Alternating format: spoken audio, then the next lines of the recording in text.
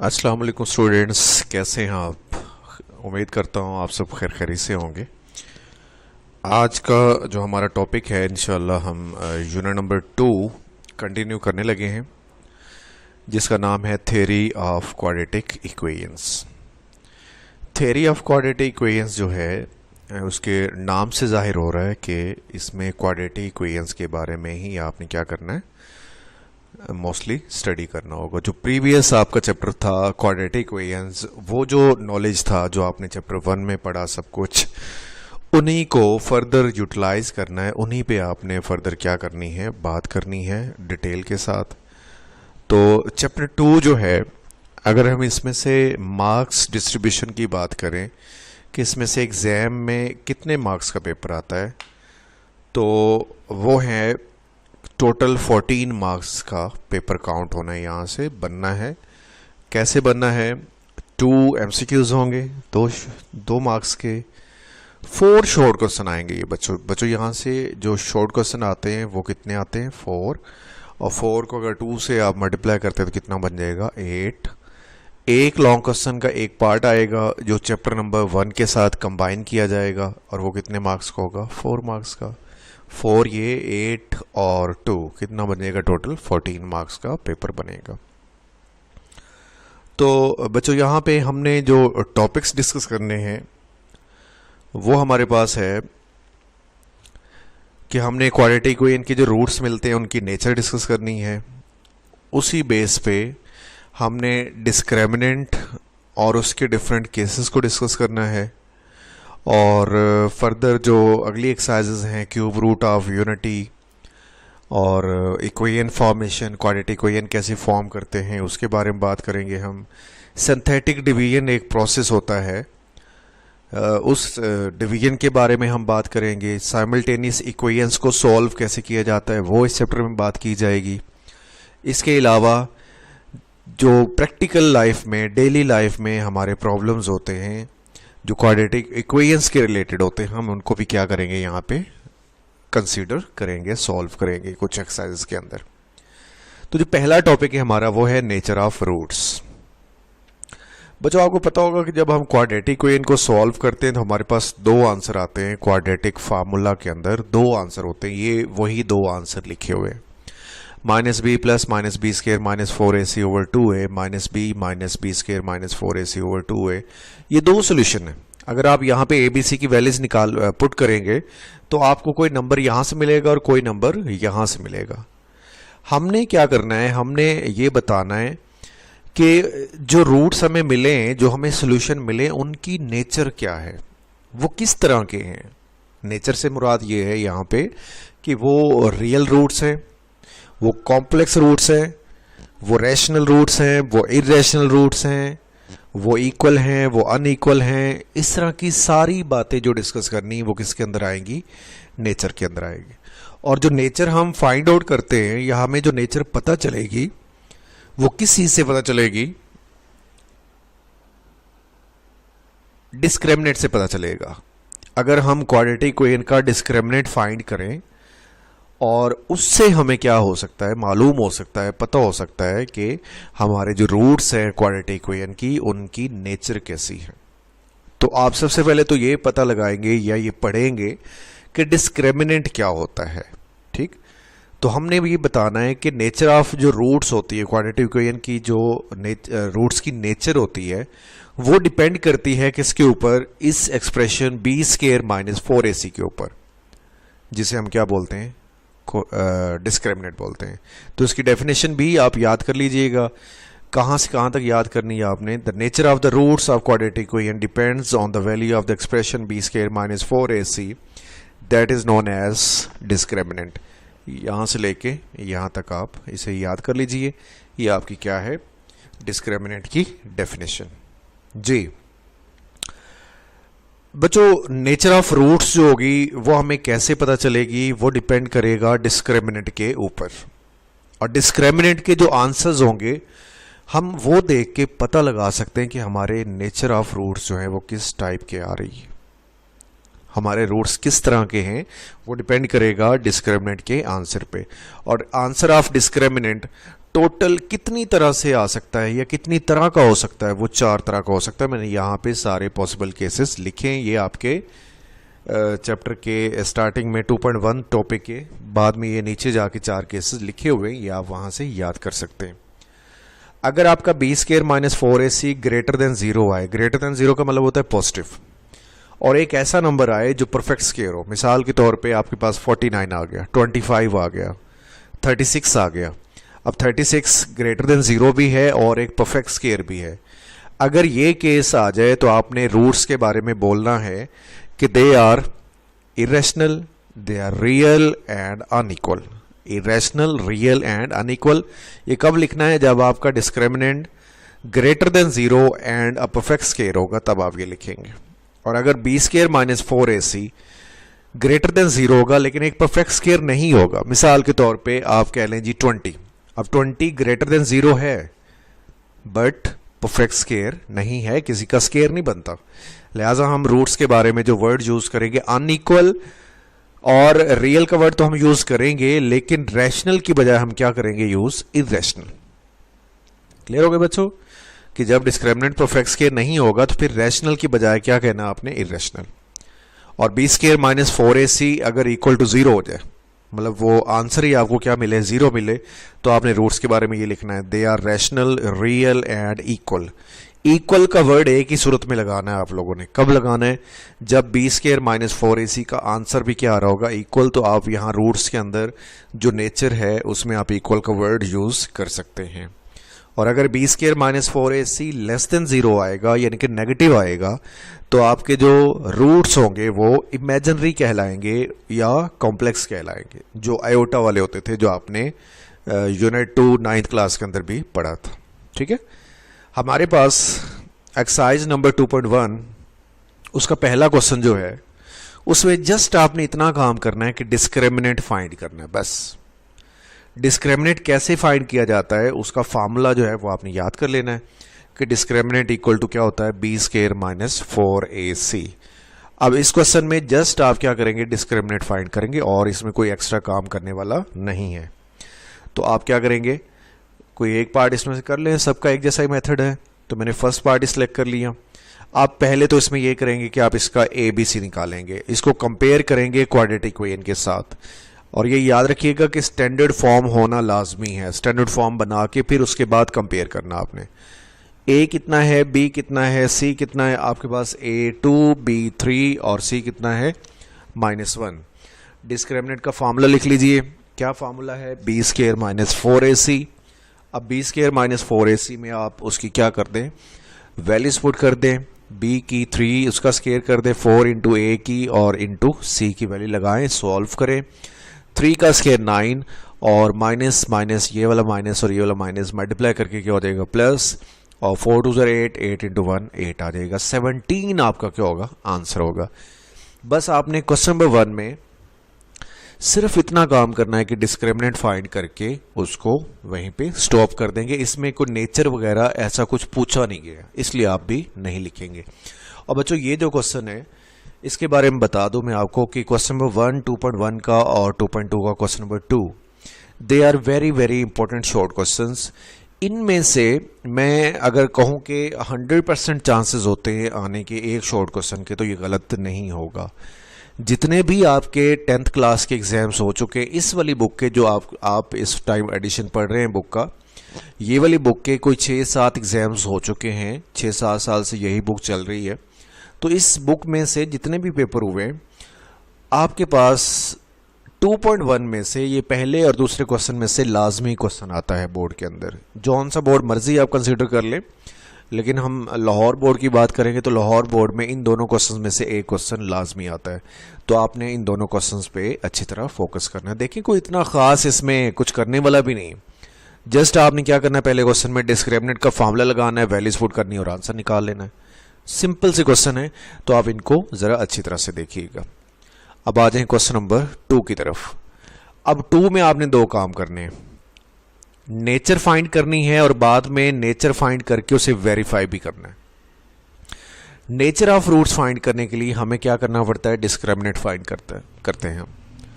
Discriminant होगा तो हम उसकी बेस पे क्या कर लेंगे, नेचर फाइंड कर लेंगे।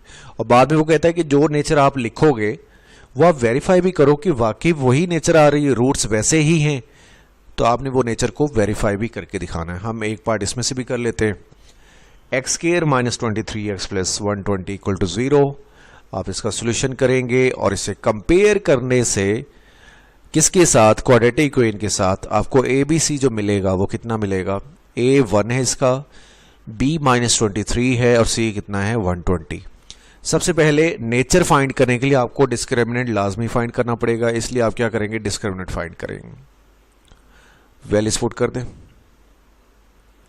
सॉल्व करें इसे। माइनस 23 का स्क्वायर 529 और इसका स्क्वायर 4, इसको मल्टीप्लाई किया तो कितना आ जाएगा 480, माइनस करेंगे तो कितना आ जाएगा 49। अब बच्चों देखो डिस्क्रिमिनेंट 49 निकला है, 0 से ग्रेटर है और एक परफेक्ट स्क्वायर है, तो ये कौन सा केस होगा, केस नंबर 1। जो मैंने आपको केसेस स्टडी करवाए पहले, ये केस नंबर 1 होगा। तो आपका केस नंबर 1 है, आप इसे परफेक्ट स्क्वायर लिख सकते हैं ना, किसका स्क्वायर बनेगा, 7 का स्क्वायर। तो आपके जो रूट्स की नेचर होगी वो क्या होगी, पहले तो आप बताएंगे कि हमारा डिस्क्रिमिनेंट किस तरह का है, पॉजिटिव है एंड परफेक्ट स्क्वायर है, therefore roots of the equation are real, rational and unequal. ये तीनों वर्ड्स यूज करेंगे। ये बच्चों मैं आपको अलग अलग बता देता हूं कि रियल के लिए आप तभी यूज करेंगे ये वाला वर्ड जब आपका डिस्क्रिमिनेंट पॉजिटिव आएगा। पॉजिटिव डिस्क्रिमिनेंट आता जाए या 0 भी आ जाए तो उस सूरत में आपने रियल का वर्ड यूज करना है, या आप रियल का वर्ड यूज कर सकते हैं। रैशनल का वर्ड आप 2 केसेस में यूज कर सकते हैं कि अगर आपका डिस्क्रिमिनेंट 0 आए, या अगर आपका जो डिस्क्रिमिनेंट है वो ऐसा आए कि परफेक्ट स्क्वायर हो, जैसे यहां पे देखिए परफेक्ट स्क्वायर है। अनइक्वल का वर्ड आप उस टाइम यूज करेंगे जब आपका डिस्क्रिमिनेंट 0 से बड़ा हो या 0 से छोटा हो, तो आप उस सूरत में अनइक्वल का वर्ड यूज कर सकते हैं, या तब तक कर सकते हैं जब ग्रेटर देन 0 होगा या लेस देन 0। अगर आपका डिस्क्रिमिनेंट 0 हो जाएगा तो आप अनइक्वल का वर्ड नहीं यूज करेंगे, आप इक्वल का वर्ड यूज करेंगे। अब बच्चों देखो हमने क्या लिखा कि they are real, rational. Rational कौन से होते हैं, जिनको ओवर की फॉर्म में लिखा जा सकता है, एंड दे आर अनइक्वल, वो आपस में इक्वल भी नहीं है, वो रियल भी हैं, वो रैशनल भी हैं। हम इन्हें क्या करेंगे, वेरीफाई करेंगे। वेरिफिकेशन करने के लिए आपने इस इक्वेशन को सॉल्व करना है, और सॉल्व करने के बच्चों आपको पता कि 3 मेथड होते हैं, quadratic formula, completing square, factorisation. लेकिन आप लोगों ने क्वाड्रेटिक फार्मूला से सॉल्व करना है। क्यों, उसको क्या वजह है कि क्वाड्रेटिक फार्मूला लगाना है, क्योंकि क्वाड्रेटिक फार्मूला में आता है बी स्क्वायर माइनस 4ac, उसके अंदर स्क्वायर रूट में आ रहा होता है बी स्क्वायर माइनस 4ac। तो देखा जाए तो आपका एक किस्म का आधा क्वेश्चन यहाँ पे सॉल्व हुआ पड़ा है। बी स्क्वायर माइनस 4ac आपके पास पहले से मौजूद होगा, तो आपने क्या करना है, जस्ट फार्मूला लिखना है, वैल्यूज पुट करनी है और इसे थोड़ा सा सिंप्लीफाई कर लेना है। ये देखें बी स्क्वायर माइनस 4ac जो अंदर था उसकी वैल्यू 49 आ रही थी, मैंने पुट कर दी। सॉल्व करें इसे, 2 केसेस बना लें, एक प्लस के साथ एक माइनस के साथ। यहां से जो x का आंसर मिलेगा वो 15 मिलेगा, यहां से जो मिलेगा वो क्या मिलेगा, 8 मिलेगा। बच्चों ये देखो, दोनों को कंपेयर करो, दोनों अनइक्वल है, आपस में बराबर तो नहीं है ना, ये वाला कुछ और है, ये वाला कुछ और है, अनइक्वल हो गए। नंबर 1 कंडीशन हमारी वो जो नेचर थी वो वेरीफाई हो चुकी है। हमने अनइक्वल कहा था, ये अनइक्वल ही है। हमने दूसरी बात कही थी रियल, यस ये रियल है। रियल कौन से होते हैं, जो ग्रेटर देन 0 होते हैं, या इस तरह कर लें कि रियल वो होते हैं जो आयोटा की फॉर्म में नहीं होते। ये आयोटा की फॉर्म में तो नहीं आ रहे ना, कॉम्प्लेक्स तो नहीं है, लिहाजा ये रियल है। और दूसरी बात एक और आपने कही थी कि ये रैशनल भी हैं, ये रैशनल हैं। यस 15 को आप 15/1 लिख सकते हैं, 8 को आप 8/1 लिख सकते हैं, यानी कि ओवर की फॉर्म में एक्सप्रेस किया जा सकता है, लिहाजा ये रैशनल भी हैं। तो हम ये प्रूफ कर चुके हैं, या हम जो वेरीफाई कर चुके हैं कि हमारे जो रूट्स हैं वो रियल भी हैं, रैशनल भी हैं, अनइक्वल भी हैं। हमने पहले बता दिया था और बाद में क्या करना है, उसे वेरीफाई करके भी हमने शो करवाना है। क्लियर हो गया बच्चों। अब आ जाते हैं क्वेश्चन नंबर 3 की जानिब। जी 3 इंपॉर्टेंट लॉन्ग क्वेश्चन है, शॉर्ट में इसके कम चांसेस हैं। आपने क्या काम करना है, यहाँ पे एक अननोन नंबर के आ रहा है अल्फाबेट, आपने वो के नंबर क्या करना है, फाइंड करना है। ये एक्सप्रेशन जो है ये एक परफेक्ट स्क्वायर है, या होनी चाहिए के की किस वैल्यू के लिए आपने वो वैल्यू क्या करनी है, फाइंड करनी। तो सबसे पहले तो आप ये करेंगे कि इसका डिस्क्रिमिनेंट निकाल लेंगे। इसका a कौन है, के स्केयर, b कौन है 2 इंटू के प्लस 1 और c कौन है 4। ये तो आपको पता ही है कि एक्स स्केयर के साथ वाला a, एक्स के साथ वाला b और कांस्टेंट नंबर जो होता है वो क्या होता है, c होता है। a b c निकाल लिया। अब आप डिस्क्रिमिनेंट फाइंड करें, फार्मूला लगाइए, वैल्यूज पुट करिए। b की जगह आपने 2 इंटू के प्लस 1, ये देखिए ब्रैकेट पहले से ही आ रही, इसलिए जो b की वैल्यू आप लिखेंगे वो स्केयर ब्रैकेट के अंदर लगा लीजिएगा, क्योंकि ब्रैकेट पहले से ही है तो आप स्केयर ब्रैकेट का यूज कर ले।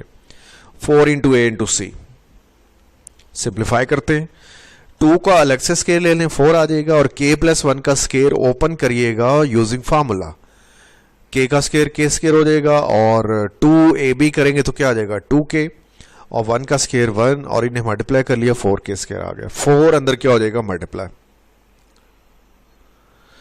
मजीद सॉल्व करेंगे, 4k स्केयर में से 16k स्केयर माइनस होगा तो माइनस 12k स्केयर बच जाएगा। ये आपका डिस्क्रिमिनेंट आ गया।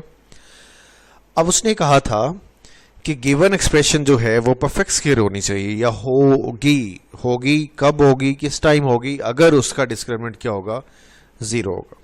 अगर हम डिस्क्रिमिनेंट को 0 कंसीडर करेंगे तो हमारी एक्सप्रेशन क्या हो सकती है, परफेक्ट स्केयर हो सकती है। तो हमने डिस्क्रिमिनेंट जो निकला है, ये निकला ऊपर -12k square plus 8k plus 4, इसे इक्वल टू क्या लगा देना है, 0 लगा देना। -4 कॉमन आ रहा है, सब में से कॉमन ले लें। अगले स्टेप में ये -4 यहाँ पे क्या हो रहा है, मल्टीप्लाई, ये वहां जा क्या करते हैं आप, डिवाइड करते हैं, तो ये बच जाएगा 3k square -2k -1 equal to 0। Mid term break कर लें इसकी, इसे सॉल्व कर लें बाय फैक्टराइजेशन, और आपके पास k की 2 वैल्यूज आ जाएंगी। ये मैंने इसकी मिड टर्म ब्रेक की हुई है।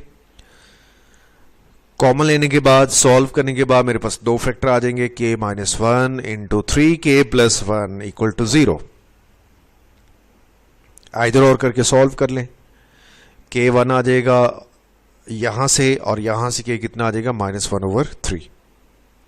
जी, ये आपका फाइनल आंसर। और ये अगर आप कंफर्म करना चाह रहे हैं कि वो जो एक्सप्रेशन है वो वाकई में परफेक्ट स्केयर बन गई है या नहीं बनी, तो आप लोग किस तरह करेंगे, आप क्या करेंगे कि k की वैल्यू 1 आप अपनी एक्सप्रेशन में पुट करके देख ले, वो एक्सप्रेशन क्या बन जाएगी, परफेक्ट स्केयर बन जाएगी। अगर आप वेरीफाई करना चाह रहे हैं तो करना है आपने, अदरवाइज ये क्वेश्चन का हिस्सा नहीं है। आप जस्ट क्या करें, k की वैल्यू अपनी एक्सप्रेशन में जाके पुट करें, तो जो आंसर आएगा वो एक स्केयर की फॉर्म में आ चुका होगा या बन जाएगा, यानी कि वो एक्सप्रेशन क्या बन चुकी होगी, परफेक्ट स्केयर बन चुकी होगी। तो आपकी ये 2 वैल्यूज ऐसी वैल्यूज हैं जो आपके क्वेश्चन को क्या बना सकती हैं, परफेक्ट स्केयर बना सकती हैं। यही आपका क्या होगा, फाइनल आंसर होगा। सेम ऐसे एक और क्वेश्चन है, क्वेश्चन नंबर 4। इसकी अगर हम बात करें तो ये क्वेश्चन नंबर 3 के जैसा ही, बस यहाँ पे एक वर्ड चेंज हुआ है, कंडीशन चेंज हुई है।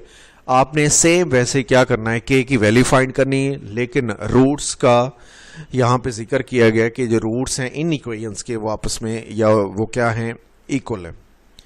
अब रूट्स इक्वल a की सूरत में हो सकते हैं जब डिस्क्रिमिनेंट इक्वल टू क्या हो, 0। आपने 4 केसेस जो पढ़े उसमें आपने पढ़ा कि अगर डिस्क्रिमिनेंट इक्वल टू 0 होगा देन क्या होगा, रूट्स विल बी इक्वल। अगर डिस्क्रिमिनेंट 0 होगा तो रूट्स क्या होंगे, इक्वल होंगे। तो हमें सबसे पहले क्या करना होगा, रूट्स का क्या निकालना होगा, डिस्क्रिमिनेंट निकालना होगा। पहला पार्ट मैंने इसमें सिलेक्ट किया, 2k -1 into x square plus 3kx plus 3 equal to 0। Solution compare करें आप इसे ABC के साथ, और इसमें से a क्वाड्रेटिक इक्वेशन के साथ, और ABC इसमें से निकाल लीजिए और डिस्क्रिमिनेंट फाइंड करिए। डिस्क्रिमिनेंट का फार्मूला लगाइए, b² -4ac, वैल्यूज पुट कर दें। b है आपका 3k का square -4 into a into c, solve करें, 3k का स्क्वायर 9k स्क्वायर। यहां बच्चों कैलकुलेशन पहले सुन लीजिए गौर से कि 3 इंटू 4 पहले मल्टीप्लाई करेंगे तो 12 बन जाएगा, और जो 12 आएगा वो अंदर दोनों से क्या हो जाएगा, मल्टीप्लाई। 12 इंटू 2 24, और 12 इंटू -1 प्लस 12 हो जाएगा। कंडीशन पे आना है आपने, क्या कंडीशन है आपके पास कि आपका जो गिवन रूट्स हैं वो इक्वल हैं, तो आपका डिस्क्रिमिनेंट क्या होना चाहिए, 0 होना चाहिए। डिस्क्रिमिनेंट क्या होना चाहिए, 0। इक्वल टू 0 पुट करेंगे, डिस्क्रिमिनेंट 0 आ जाएगा। अब डिस्क्रिमिनेंट जो है वो आपने निकाल के रखा हुआ है, तो आप इस डिस्क्रिमिनेंट को इक्वल टू 0 लगा दें। 9k² minus 24k plus 12 equal to 0।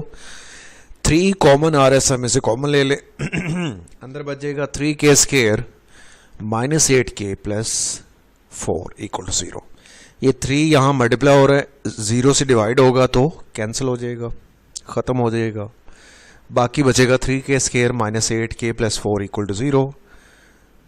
Mid term break कर लें, इसे फैक्टराइज कर लें, सॉल्व कर लें। आपके पास 2 फैक्टर आएंगे, k माइनस 2 और 3k माइनस 2 इक्वल टू 0। ये पिछले 1-2 स्टेप्स मैंने एक्सप्लेन नहीं किए।